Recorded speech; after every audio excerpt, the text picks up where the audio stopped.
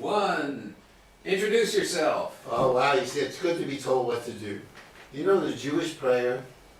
What's the Jewish One prayer? Jewish prayer. There's only one Jewish prayer? Well, no, but often the Jewish prayers are, thank you God for telling us what to do. Thank you God for commanding us to keep the Sabbath holy. Psalm 119, right? It's the longest psalm in the entire book of Psalms. Yeah. And it's all about loving the law. Thank you for the law. Thank you for your laws and statutes and This is a decrees. little bit more. Thank you for telling me to love the law. You know, it brings a little clarity in the world, and sometimes, well, I personally am grateful for rules to follow. I love rules, I need them. rules, yeah. I have to be Boundaries. careful about them. For example, I overate 2 nights ago. What did you eat? I ate about 8 pieces of matzah and a whole 8 ounces of cheese. Of cheese? Yep. That's a full block, Yep, yep. right? Full block of cheese, And I and kept- was it whole wheat matzah at least? Yes. Okay. And I felt fat for the first time in a long time. Can I tell you something? Yes. You don't look fat. Thank you. Well, I'm the same weight as I was 50 years ago. Oh, you're fighting weight. But I'm 1.5 inches shorter. Yeah. Isn't this fascinating, everybody? We are, isn't this really speaking? I have a friend who's an ER doc, and he told me that when you get to your 60s, Oh. you become very comfortable talking with your friends and the people of your age, talking with them about your joint problems. Oh. When you're in your 80s, Yes. you're very comfortable talking about your bowel movements. Wow. That's what we have to look forward to. This is probably Thank you, MS, for that. too much information, insight. but I'm going to see this is we're doing the way we talk in the green room. You see the green behind us? Yes. That means green room. Remind us. We're in the green room. Fortunately, because I said that, I'm not going to say what I said before of saying. Black. That's okay, because we're in the green room. And so there's But who are we? well, it's your show, so why don't you introduce it? Hi there, Columbia. This is your old friend Michael Koran. Columbia was in my psychic skills class about Oh, 35 years ago. how many years ago? Maybe 35 years. 35 She years came as a ago. 12-year-old. No way. She was young, but she. Hi, Columbia. Hi, Barbara. Hi, Christine, if she's there, who I love even more for loving you. I do. And let me see. I'll say hi, just in case they're watching. Hi, say to Christopher and to Matthew, and these are neighbors of mine up in North Oh, and Cambridge. Timo. Timo. Yeah. In a couple of weeks, I will have my good friend Timo on. No, wow. Well, you know, I told you. Oh, I didn't He think won't it be was on Timo. this show. You're going to have somebody Yes, else. I didn't know it was Timo. I thought it was someone else. Yeah. Yeah, well, it is somebody else. It's Timothy. Oh, I didn't know that. Timothy and Timo are the same person. But don't you have a close friend named Timothy? Yes. How was I to know? How? Is it something I said? You said Timothy's coming on. How would I know it's not your friend Timothy and that it was Timo? How? You so trust my psychic abilities. Well, you've learned a lot in 35 years. Cyclically. Who are we? This is Michael Koran, and this is, as he would say, I love it when he says this, my good friend Michael Mack. And we are good friends. And we are, as you can see, we're in the green room. And what that means is, I don't know if you'd say that we are no holds barred, but we are casual. This is casual Sundays, you could Yes. say. Trying to talk as honestly as we can, as if no one is watching. It used to be that we And it might be true. It used to be. Columbia's not there. that we had a tightly sketched out show. We did. We still do. Tightly scripted show. Now they were in the green room, we're relaxing. No, but we still have a theme. We have an idea, yes. We have An a idea, a theme. I have a hard theme. It's spring now. It is spring, and it's more than spring. We are in the last day of the octave of Easter. And today is for the Orthodox. Yes, it's Orthodox Easter today. Yes. And for the Western Christian churches, this is the last day of the octave of Easter. So it's like 8 days, including both Sundays. That's Wow. the octave. And what happens during the octave? Well, we are remembering what was written in the Gospels about Jesus' resurrection and how he was making appearances all over Galilee and Jerusalem And eating, and as Upper usual. Room Eating. and eating. Asking for some And fish. today it was Doubting Thomas made his appearance. Oh my. Yeah. So Thomas said, "Unless I put my hands into his wounds, I will not believe." And so the disciples, the apostles, were in the upper room, and with Thomas this time. He had missed out previously, and Jesus appears and says to Thomas, "Well, here I am. If you want to put your fingers in my palms and put your hands in my side, I'm right here for you." And Thomas does that. Oh, so apparently,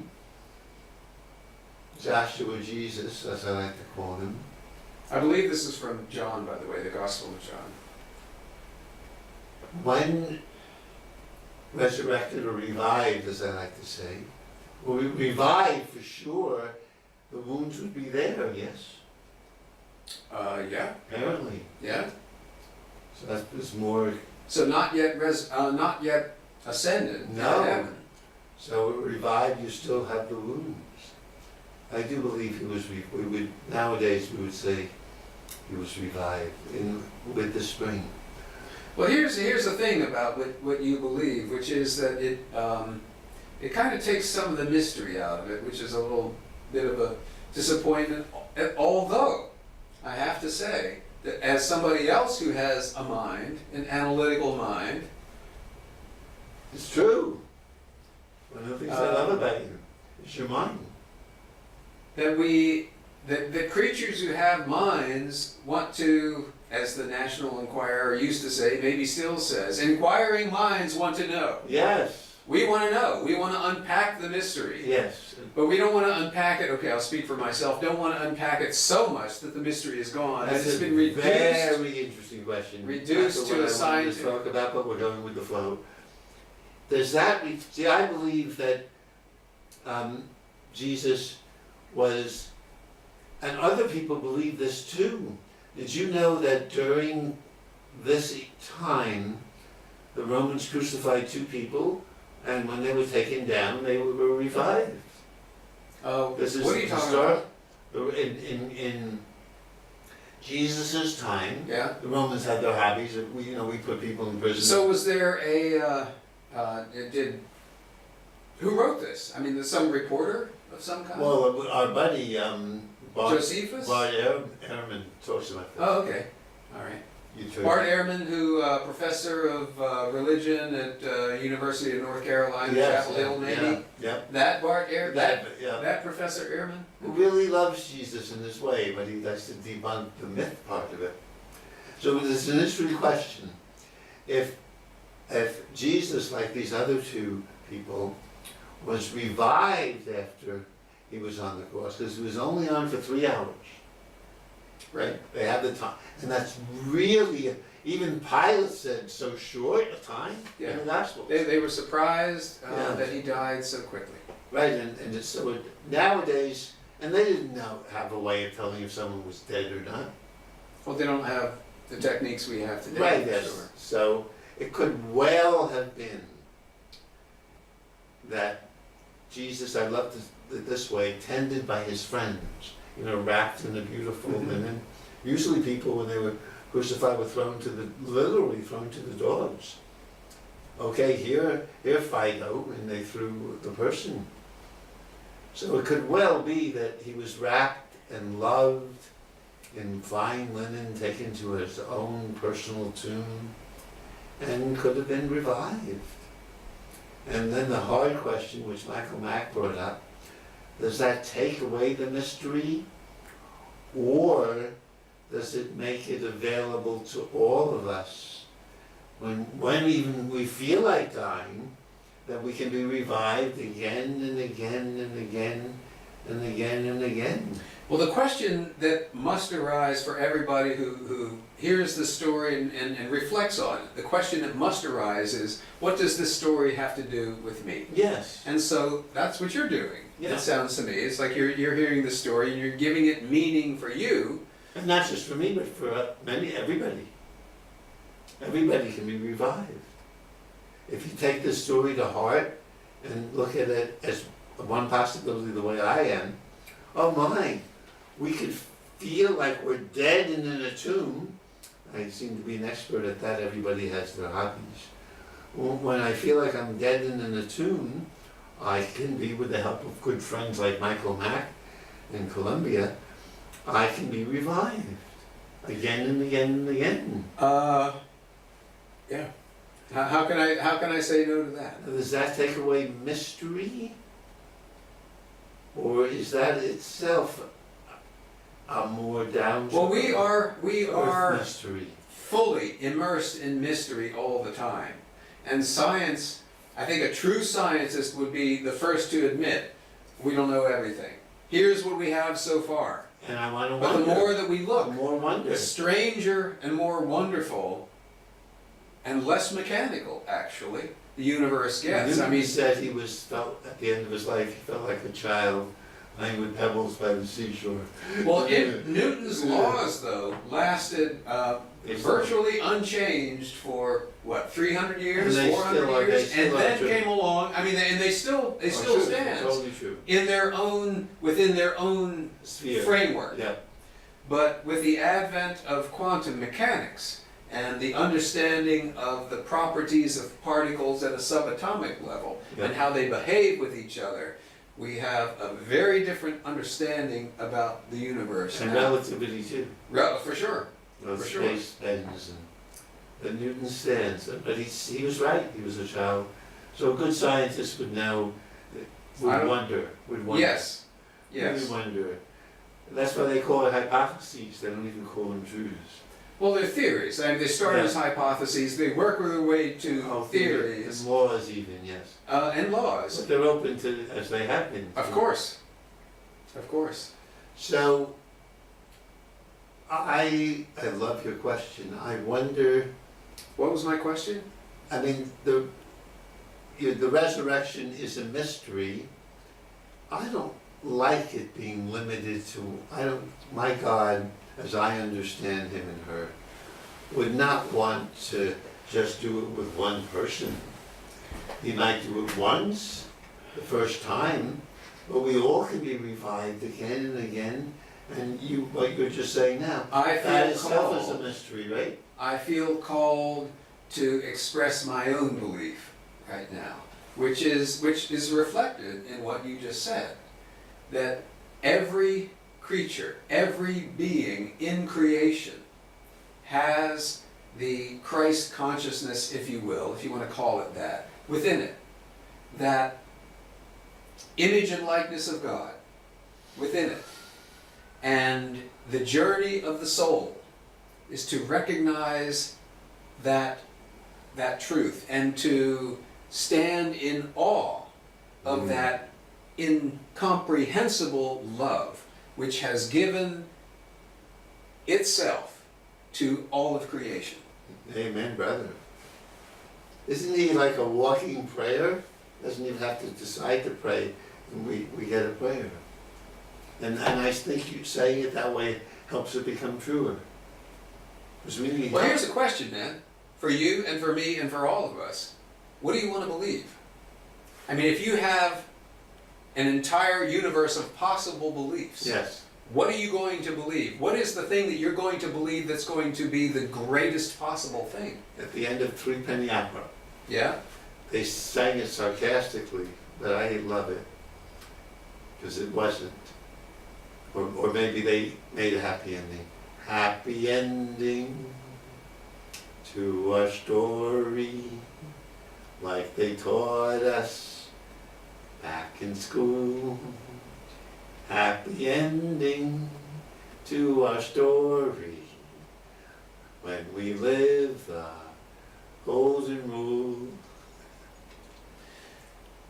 Yeah, well, how interesting that that could be sung both sarcastically And truly. or earnestly and sincerely. Which makes So sense. here's the question. The question applies again. Which do you want?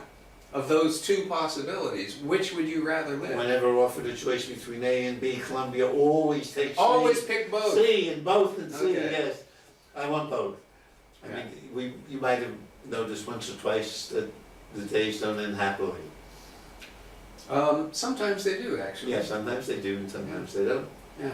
It depends on actually where you want the ending to be. Ah, yes. Because that raises in my Yes. mind that ancient Chinese story or proverb or parable having to do with a farmer and his son and a horse. I know that one, yes, but you can share it again. It goes something like, It's a long one, no? I'll try to keep it short. Yeah. I'll try to keep it under a minute. Wow. Okay, so okay, give me the first one.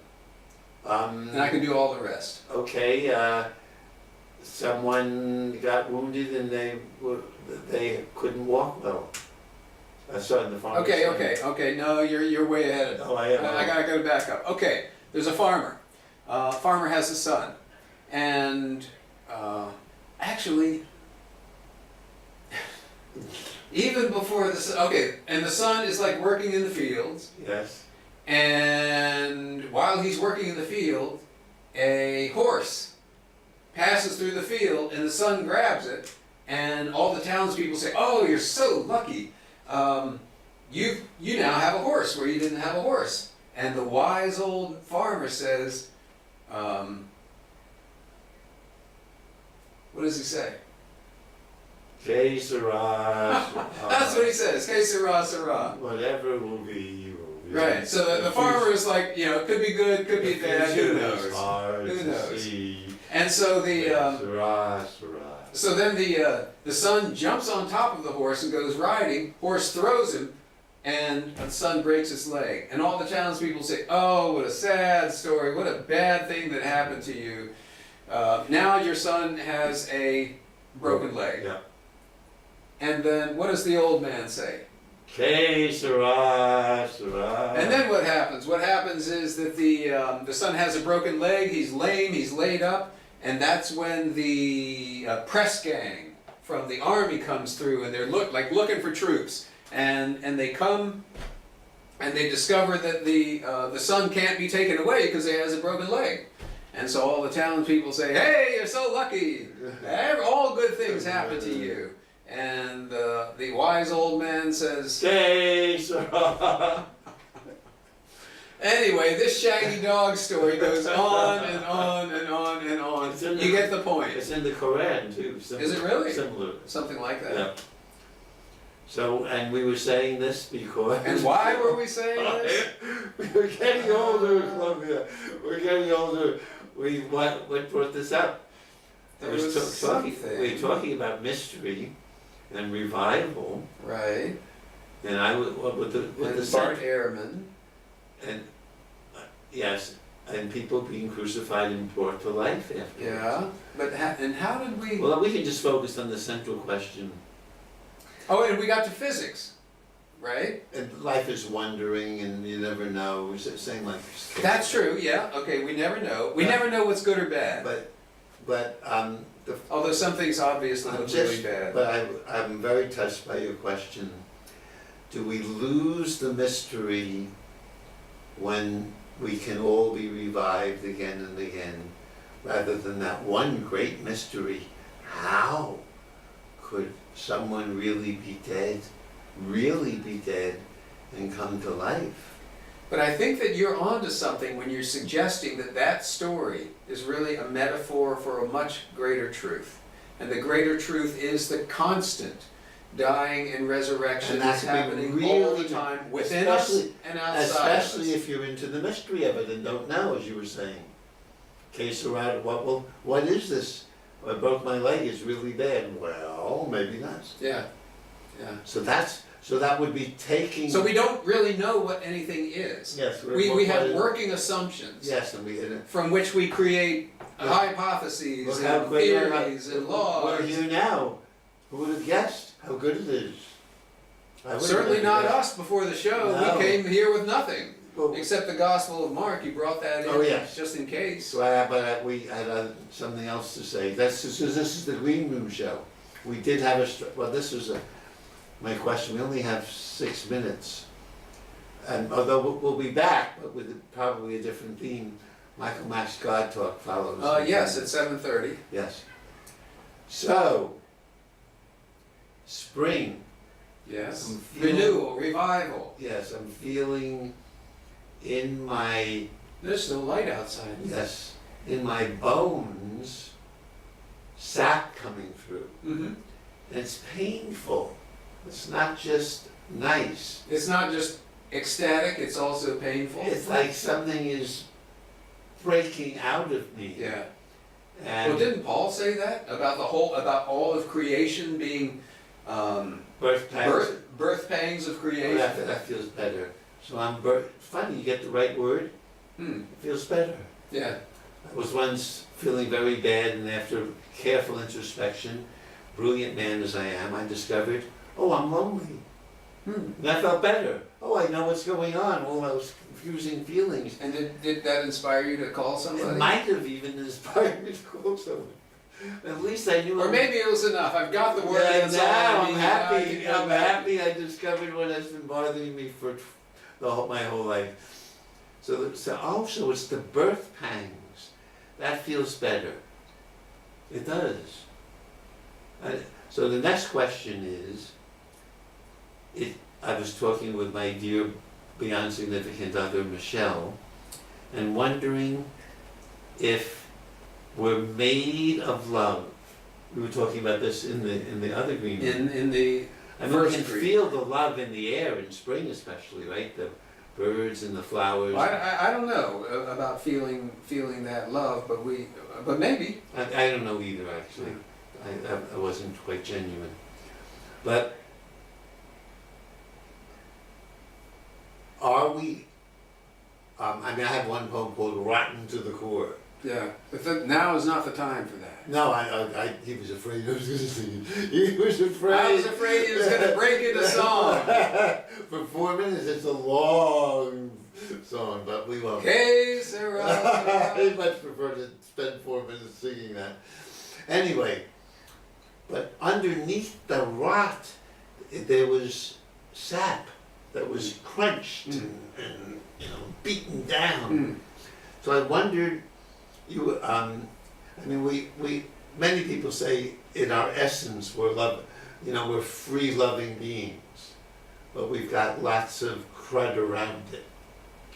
And I wonder if our bodies and our bones and our brains and our spirit are really made of freeing love, but they've gotten encrusted and stuck and twisted. Some have said that only love is real. The Sufis say that. Okay? Only love is real. Only love is true. Only love lasts. Only love is.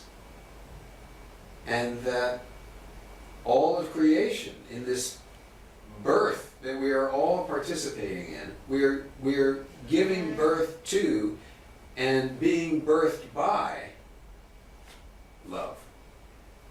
And it's a freeing love, which makes it hard, because then it gets confusing. Because we can freely make bad choices Yeah. and get messed up. Yeah. But if we know what you're saying, we might make a bad choice here and there. Have you ever made a bad choice?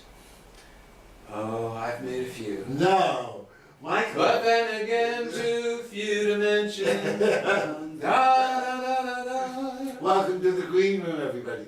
So, if we make the bad choice and create something that doesn't quite work for us, underneath that is this freeing love, right? If we can cleanse ourselves of our bad choices. Well, here's the thing, for me at least, that prayer or perhaps meditation is that place where I go to remember that central self that is love. Yeah. And recognizing it there, seeing it there, feeling it there, experiencing it there, it's easier for me to go out into the world and share from it, or maybe recognize it. Or recognize it in others, you mean? Yeah. I mean, that it's to see the face of, I mean, Jesus said something like that, you know, I'm going to paraphrase, until you see my face in the face of the prisoner, and in the face of the beggar, and in the face of wherever you wouldn't expect it, until you see my face there, you haven't seen me. And he even said, I am in prison. Yeah. I am in the hospital. I am the wounded. That's me. Yeah. There's, And for us to get the next step beyond that is to say it's not only Christ, it's us. well, everybody is. It's everybody. Everybody's There's everybody. only one of us right here. Everybody's everybody. On that note, we have 28 seconds. To wrap it up, Well, it feels what do we like have to say for ourselves I today? think In a sentence. we are everybody and everybody's us. And it's and basically- love is all of it. and it's Only love basic- is real. It's basically loving free. We are made. And love is a free gift to us. And we've got 5 seconds And to we're the say gift, and so are you. bye. Thank you. Wow.